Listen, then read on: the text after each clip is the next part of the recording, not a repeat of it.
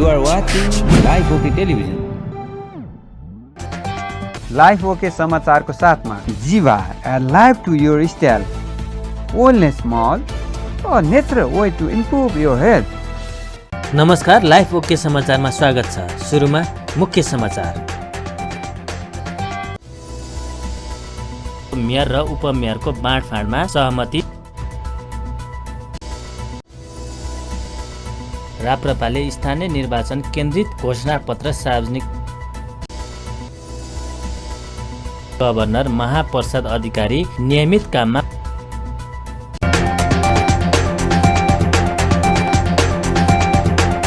अब समाचार विस्तारमा। सत्तारूढ गठबन्धनले स्थानीय निर्वाचनका लागि महानगरपालिका र उपमहानगरपालिकाको मेयर र उपमेयरको बाँडफाँडमा सहमति जुटाएको छ। प्रधानमन्त्री निवास बालटारमा बुधबार बसेको गठबन्धन दलको बैठकमा 6 महानगर र 11 उपमहानगरको मेयर र उपमेयर बाँडफाँडमा सहमति जुटाएको हो। सहमति अनुसार काङ्ग्रेसले विराटनगर, काठमाडौँ र ललितपुरको मेयर तथा वीरगञ्ज, भरतपुर र पोखरा महानगरपालिकाको उपमेयरमा पद लिनेछ। त्यस्तै काङ्ग्रेसले धरान, इटहरी, कलैया, बुटवल, तुलसीपुर, नेपालगञ्ज र धनगढीको मेयर पाएको छ भने जितपुर, सिमरा, घोराही र हेटौडा उपमहानगरको उपप्रमुख पाएको छ। माओवादी केन्द्रले भरतपुर महानगरपालिका सहित जितपुर, सिमरा र घोराही उपमहानगरपालिकाको नेतृत्व पाउने भएको छ भने ललितपुर महानगर, धरान र धनगढी उपमहानगरको उपप्रमुख पाएको छ। त्यस्तै नेकपा एकीकृत समाजवादीले पोखरा महानगरपालिका र हेटौडा उपमहानगरपालिकाको नेतृत्व पाएको छ भने काठमाडौँ महानगर, इटहरी, बुटवल र तुलसीपुर उपमहानगरको उपप्रमुख दिने सहमति भएको सरकारका प्रवक्ता एवं काङ्ग्रेस नेता ज्ञानेन्द्र बहादुर कार्कीले जानकारी दिनुभयो। त्यस्तै जनता समाजवादी पार्टीले वीरगञ्ज महानगरपालिका र जनकपुर उपमहानगरपालिकाको नेतृत्व पाएको छ भने विराटनगर तथा कलैया र नेपालगञ्जको उपप्रमुख पाएको कार्कीले बताउनुभयो। उहाँले गठबन्धनको मापदण्ड र सहमतिका आधारमा सम्बन्धित समितिहरूको बैठक बसी अविलम्बन सिट बाँडफाँड तथा उम्मेद्वारहरूको चयन गर्न निर्देशन गरेको बताउनुभयो। त्यस्तै सहमति बन्न नसकेको अवस्थामा गठबन्धन भित्रै मित्रवत प्रतिस्पर्धा गर्न सकिने समझदारी बनेको कार्कीले जानकारी दिनुभयो। 6 वटा महानगरपालिका र 11 वटा उपमहानगरपालिकामा निम्न अनुसारको बाँडफाँडको हामीले निर्णय गरेको कुरा म यहाँहरू मार्फत सार्वजनिक गर्न चाहन्छु।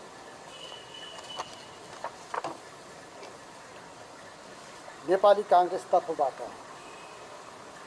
प्रमुख पदमा उम्मेदवारी दिने महानगरपालिकाहरू काठमाडौँ, ललितपुर, विराटनगर।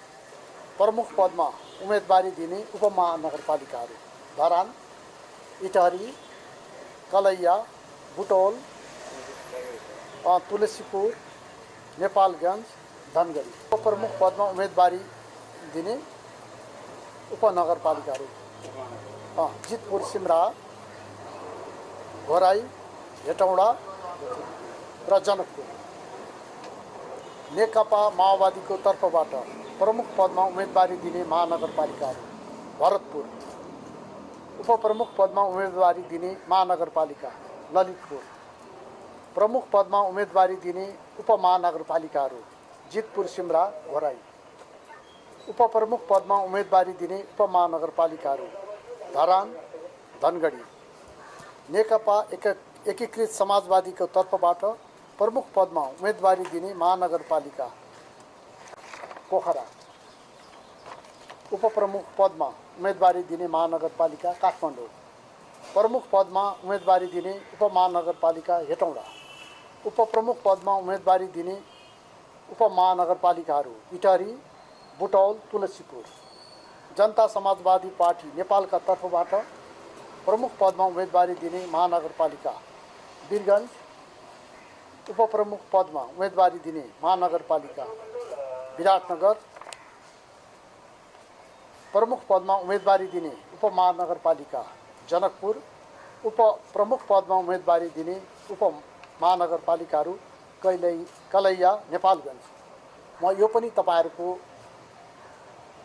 तपाईहरुलाई सूचनाका निमित्त यो कुरा पनि म वाचन गर्न चाहन्छु। 5 दलीय गठबन्धनले यसअघि जारी गरेको मापदण्ड सहमतिको मर्म र भावना अनुरूप सम्बन्धित समितिहरूको बैठक बसी अविलम्ब सिट बाँडफाँड गर्ने तथा उम्मेदवारहरूको चयन गर्न निर्देश गरिन्छ।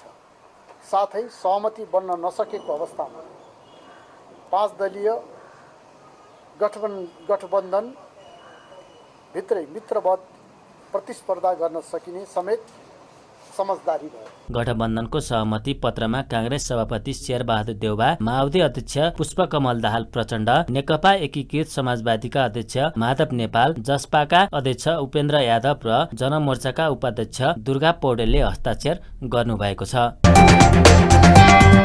ज्येष्ठ नागरिकलाई निशुल्क धार्मिक यात्रा, स्थानीय करको दरमा 50% सम्म कटौती लगायतका विषय समेटेर राप्रपाले स्थानीय निर्वाचन केन्द्रित घोषणापत्र सार्वजनिक गरेको छ। बुधबार काठमाडौँमा पत्रकार सम्मेलन गर्दै राप्रपाले 30 वैशाखमा हुने स्थानीय तह निर्वाचनको घोषणापत्र सार्वजनिक गरेको हो। घोषणापत्रमा भ्रष्टाचारका निमित्त शून्य सहनशीलताको नीति र सबै वर्ग क्षेत्रमा सुशासनको लक्ष्यसहित चुनाव जितेको 6 महिनासम्म विपन्न परिवारको पहिचान गर्ने, कक्षा 12 सम्म निशुल्क शिक्षा, प्रारम्भिक बाल विकास शिक्षा, वर्ग तथा अल्पसंख्यक समुदायका साथै स्थानीय तहमा मातृभाषा शिक्षा, सबै नागरिकलाई निशुल्क अनिवार्य बीमा लगायतका विषय समेटिएको छ। त्यस्तै किसानको खेतमा बिजुली, बाली नाली क्षति भएमा कृषि तथा बाली बिमाको व्यवस्था, 4 वर्षभित्र आधारभूत खानेपानीको सुरक्षा, एक घर एक धारा समेत घोषणापत्रमा रहेको अध्यक्ष राजेन्द्र लिङदेनले जानकारी दिनुभयो। राजतन्त्र र हिन्दू राष्ट्र पुनर्स्थापनाको एजेन्डा पार्टीको आधार स्तम्भ रहेको उहाँले बताउनुभयो। अध्यक्ष लिङदेनले आगामी स्थानीय तहमा विजय हासिल गर्ने स्थानलाई प्राथमिकताका साथ राखिएको बताउनुभयो। राष्ट्र, राष्ट्रियता, प्रजातन्त्र, स्थायित्व र समृद्धिका लागि मुलुकमा सर्वधर्म समभाव, पूर्ण धार्मिक स्वतन्त्रता सहितको सनातन धर्म सापेक्ष हिन्दू राष्ट्र, संवैधानिक राज संस्था सहितको प्रजातन्त्र, सुदृढ स्थानीय स्वायत्त शासन प्रणाली, बृहत राष्ट्रिय एकता र आर्थिक उदारीकरण राष्ट्रिय प्रजातन्त्र पार्टीका आधार स्तम्भ हुन्। मुलुकको गौरवपूर्ण इतिहास, धर्म, संस्कृति, परम्पराको जगेर्ना गर्दै सबै हाम्रै जीवनकालमा सबल, समृद्ध र नवीन नेपाल निर्माण गर्न सम्भव छ भन्दै राष्ट्रिय प्रजातन्त्र पार्टी राष्ट्रिय राजनीतिको विकल्पसहित खडा भएको छ। परम्परागत रूपमा चलिआएका मूल्य मान्यतालाई निरन्तरता दिँदै सो मान्यतामा समयानुकूल सुधार गर्दै जाने विषयमा राप्रपा प्रतिबद्ध छ। राष्ट्रिय प्रजातन्त्र पार्टीले शिक्षा, स्वास्थ्य, कृषि, भौतिक पूर्वाधार विकास निर्माण लगायत स्थानीय साधन स्रोत परिचालन र रोजगारी सिर्जना लगायतका विषयलाई उच्च प्राथमिकता दिनेछ भने भ्रष्टाचारमा शून्य सहनशीलताको नीति अवलम्बन गर्नेछ। उद्योगमा स्थानीय रोजगार प्रवर्धनलाई प्रथम प्राथमिकता, निर्यातमूलक कृषिजन्य उत्पादनमा प्राथमिकता, कृषि उत्पादनको सुरक्षित भण्डारणका लागि चिस्यान भण्डार, एक वडा एक उत्पादनको अवधारणालाई प्राथमिकता, कृषिजन्य वस्तुको बजार तथा उचित मूल्य सुनिश्चित गर्न, थोक तथा हाट बजारको विस्तार र व्यवस्थापन, स्थलगत निरीक्षणको आधारमा व्यावसायिक कृषि, पशुपन्छी, मत्स्य पालन लगायत अन्य कृषिजन्य व्यवसायमा अनुदान, कृषि सहकारी मार्फत उन्नत बिउ बिजनको उत्पादन, प्रवर्धन र वितरणमा प्रोत्साहन, किसानको उपज बेच्ने सहकारीलाई अनुदान, सामूहिक खेती गर्ने समूहलाई अनुदान, सहज र सुपथ मूल्यमा कृषि मल र आधुनिक कृषि औजारको लागि अनुदानको व्यवस्था, सामुदायिक रूपमा सतह, भूमिगत र लिफ्ट सिँचाइलाई उच्च प्राथमिकता र कृषि कार्यको विद्युत शुल्कमा अनुदान, किसानको खेतमा बिजुली, उब्जाउ जमिन बाँझो नरहने व्यवस्था, प्राकृतिक प्रकोप तथा जङ्गली जनावरबाट किसानको बाली नाली क्षति भएमा प्राविधिक निरीक्षण गरी क्षतिपूर्तिको व्यवस्था, कृषि तथा बाली बिमाको व्यवस्था, गाई भैँसी बाख्रामा कृत्रिम गर्भाधान सेवा पूर्ण रूपमा निशुल्क, गाई भैँसीमा सुत्केरी भत्ताको व्यवस्था, खानेपानी सबै घरधुरीमा 4 वर्षभित्र आधारभूत खानेपानी सेवा, तराईमा आर्सेनिक मुक्त सुरक्षित खानेपानी, उपभोक्ताको स्वामित्वमा खानेपानी योजना, एक घर एक धारा, कर व्यवस्था, स्थानीय करको दर परिमार्जन गरी 50% सम्म स्थानीय कर कटौती गरी न्यूनतम करको व्यवस्था गर्ने, रोजगारमूलक उद्योग स्थापना गर्नेलाई पूर्वाधार निर्माणमा सहयोग तथा 10 वर्षसम्म स्थानीय कर छुट, महिलाद्वारा सञ्चालित साना तथा लघु उद्योग व्यवसायमा 12 वर्षसम्म स्थानीय कर छुट, युवा तथा खेलकुद, सार्वजनिक निजी साझेदारीबाट युवा लक्षित उद्यम व्यवसाय प्रवर्धन, सामाजिक कुरीति, दुर्व्यसन, अन्धविश्वास, विभेद र असमानता विरुद्ध युवा परिचालन, आवश्यकताको आधारमा स्थानीय तहको रङ्गशाला, कबड हल, प्रत्येक वडामा खेल मैदान, प्रत्येक वडामा खुल्ला व्यायामशालाको निर्माण, स्थानीय प्रतिभाशाली खेलाडी तथा प्रशिक्षकलाई उच्चस्तरीय प्रशिक्षण र प्रोत्साहन, विदेशमा रहेका नेपाली कामदार युवालाई स्वदेशमै फर्कन उत्प्रेरित गर्ने र उनीहरूको सिप तथा दक्षताको आधारमा आफ्नै स्थानीय तहमा उद्यम गर्नका लागि सहज वातावरण निर्माण गर्ने,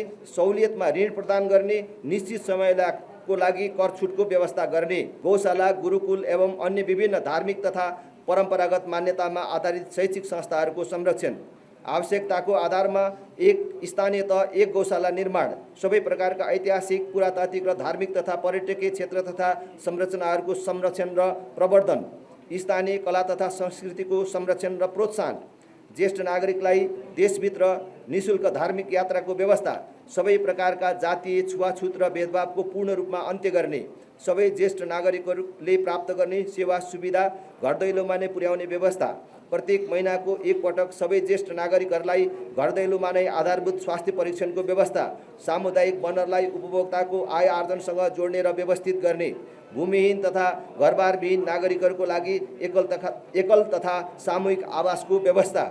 राष्ट्रिय प्रजातन्त्र पार्टीले आगामी स्थानीय तहमा विजय प्राप्त गर्ने स्थानहरूमा प्राथमिकता दिइने विषयहरू बुदागत रूपमा उल्लेख गरेका छौँ। राप्रपाले जातीय छुवाछुतको पूर्ण रूपमा अन्त्य, ज्येष्ठ नागरिकलाई प्रत्येक महिनाको एकपटक निःशुल्क आधारभूत स्वास्थ्य परीक्षणको व्यवस्था, भूमिहीन सुकुम्बासी तथा अव्यवस्थित समुदायको जीवनस्तर सहज बनाउन बत्ती, खानेपानी, ढल आदिको व्यवस्था गर्ने लगायतका प्रतिबद्धता घोषणापत्र मार्फत गरेको छ।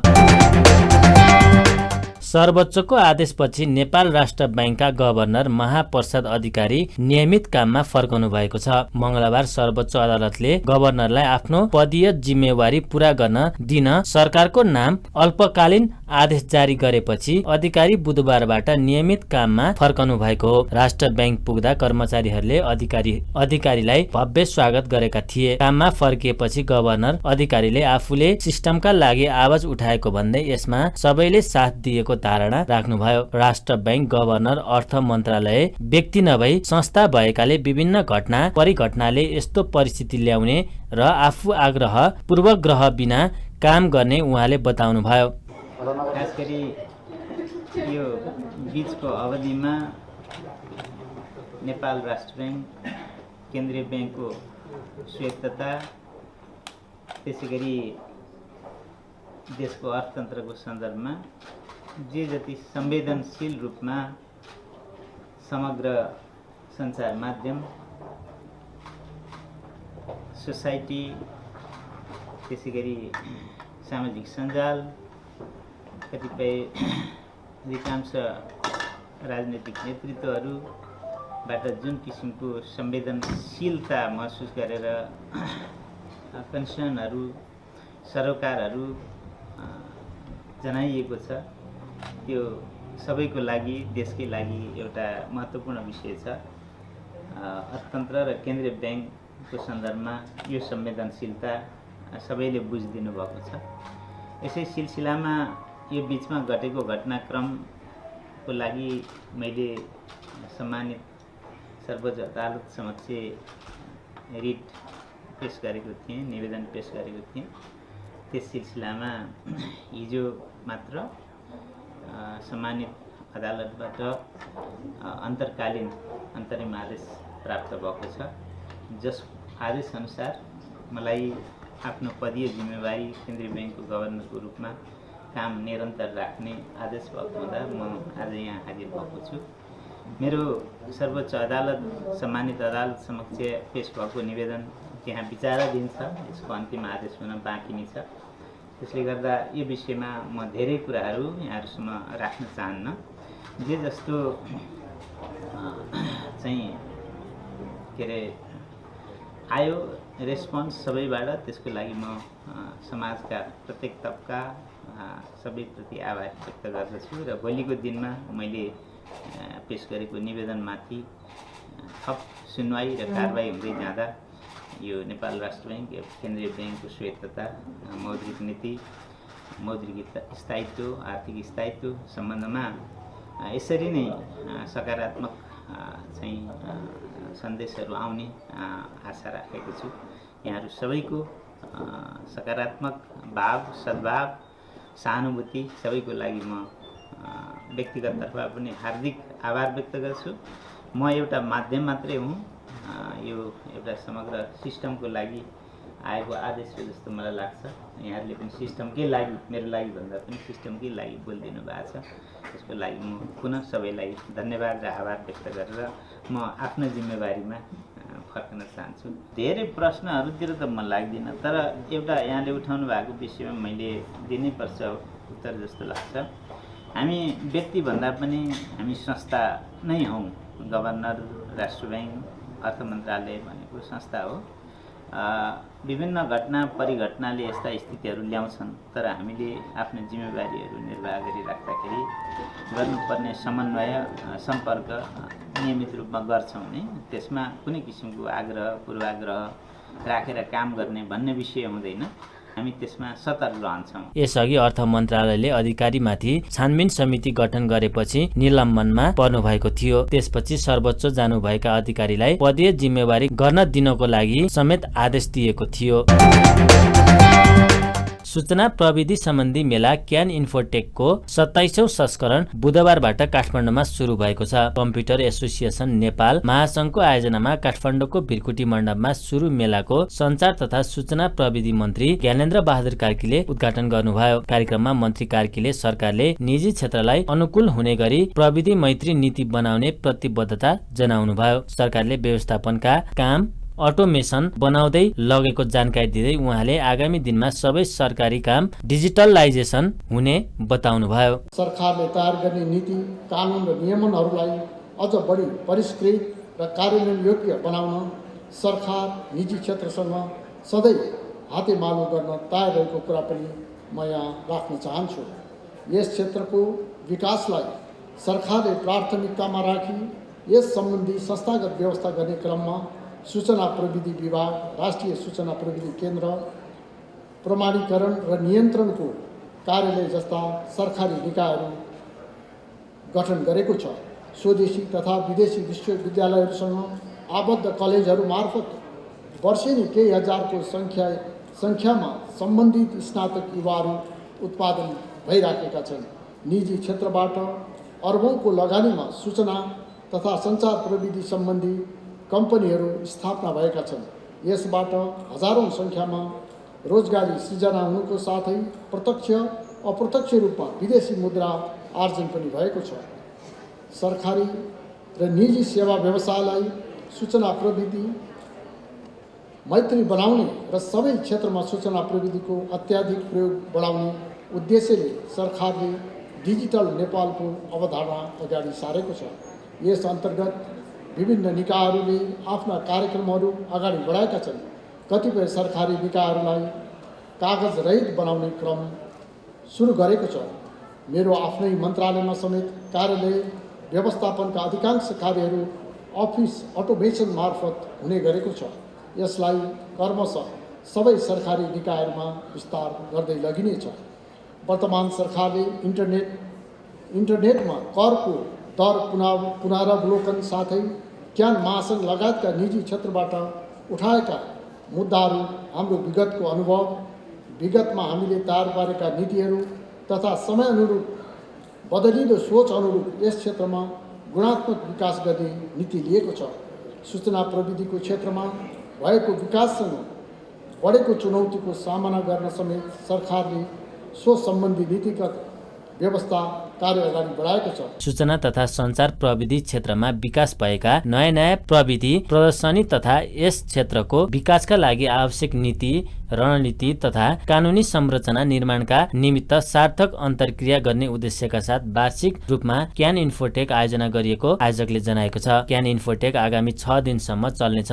क्यान इन्फोटेकमा branding, ICT, accessories, game parlour, product launching, startup robotics, emerging technology, E waste management, E governance, सूचना प्रविधिमा महिला उद्यमी, वाइफाई तथा इन्टरनेट र लर्निङ सेन्टर लगायतलाई राखिएको छ।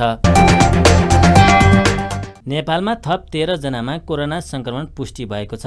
देशभर गरिएको 2528 पीसीआर परीक्षणका क्रममा 9 जना र 1349 एन्टिजेन परीक्षणका क्रममा 4 जनामा कोरोना पुष्टि भएको हो। कोरोनाका कारण बुधबार पनि कसैको मृत्यु नभएको स्वास्थ्य मन्त्रालयले जनाएको छ। त्यस्तै थप 25 संक्रमित कोरोना मुक्त भएका छन्। हाल नेपालमा 318 सक्रिय संक्रमित आइसोलेसनमा रहेको मन्त्रालयले जनाएको छ।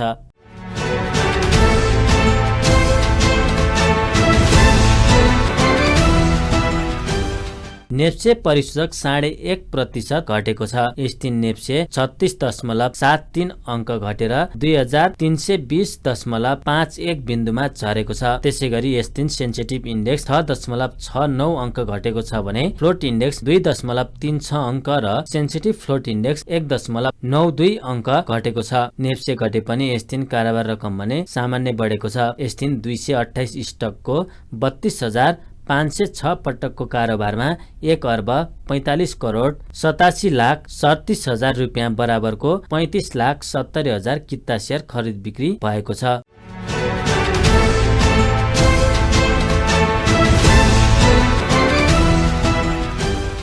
सुन चाँदीको भावमा गिरावट आएको छ। सुन तोलामा 1,500 रुपियाँले घटेको छ। नेपाल सुन चाँदी व्यवसायी महासंघका अनुसार चाँदी पनि प्रति तोला 35 रुपियाँले ओह्रालो लागेको छ। S3 छापला सुन प्रति तोला 1,06,000 रुपियाँमा झरेको छ। यसै गरी तेजाबी सुन प्रति तोला 1,01,000 रुपियाँमा खरिद बिक्री भइरहेको महासंघले जनाएको छ। चाँदी पनि तोलामा 35 रुपियाँले गिरावट भएको छ। S3 चाँदी प्रति तोला 1,385 रुपियाँमा किनबेच हुँदैछ। अन्त्यमा प्रमुख समाचार फेरि एक। मेयर र उपमेयरको बाँडफाँडमा सहमति। राप्रपाले स्थानीय निर्वाचन केन्द्रित घोषणापत्र सार्वजनिक। गभर्नर महाप्रसाद अधिकारी नियमित काममा। हस्त अहिलेका लागि लाइफ ओके समाचार यति नै। हेर्दै गर्नुहोला लाइफ ओके टेलिभिजन। नमस्कार।